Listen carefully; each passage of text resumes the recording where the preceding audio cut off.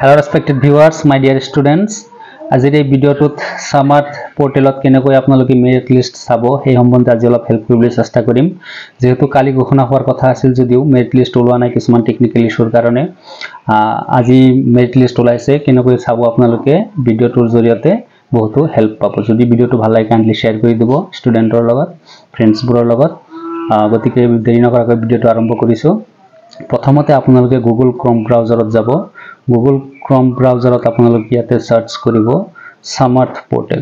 Samarth পোৰ্টেলত click কৰাৰ লগে লগে আপোনালোকৰ সন্মুখত এনেকুৱা এটা পেজ খোলা খাব, official page Assam state higher education admission portal Samarth ই-কপ্ট। ইয়াতে ক্লিক কৰি দিব।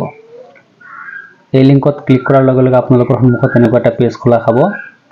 এই পেজত আপোনালোকে বহুতো ইম্পৰ্টেন্ট নোটিছ বিলাক পাব, ইম্পৰ্টেন্ট ডেটস বিলাক পাব। ডেটস বিলাক খুব ইম্পৰ্টেন্ট, ডেটস বিলাক চাই ল'ব, নোটিছ বিলাক চাই ল'ব। ইয়াতে আপোনালোকে নোটিছ আছে, ইনষ্টিটিউশন আছে, প্ৰগ্ৰাম ইনফৰমেশ্যন আছে। ইয়াতে মেৰিট লিষ্ট যেটো অপচন আছে ইয়াতে ক্লিক কৰি দিব।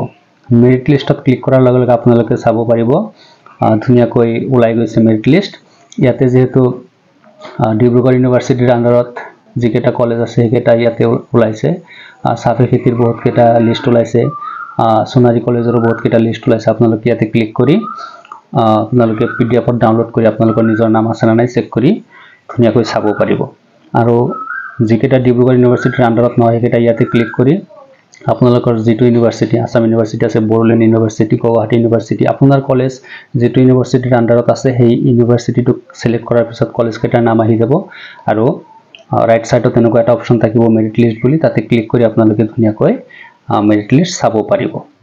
আপোনালোকে কোন কেইটা কলেজত এপ্লাই কৰিছিল আপোনালোকে গম পাব। গতিকে এই কলেজৰ মেৰিট লিষ্ট ওলাইছে না নাই আপোনালোকে ইয়াতে ধুনীয়াকৈ চেক কৰিব পাৰিব আৰু ডাউনলোড কৰি চাব পাৰিব। গতিকে আজিৰ ভিডিঅ'টো ইমানেই। Thanks for watching. চেনেলটো ভাল লাগিলে কাইন্ডলি শেয়াৰ কৰি দিব আৰু সাবস্ক্ৰাইব কৰিবলৈ নাপাহৰিব।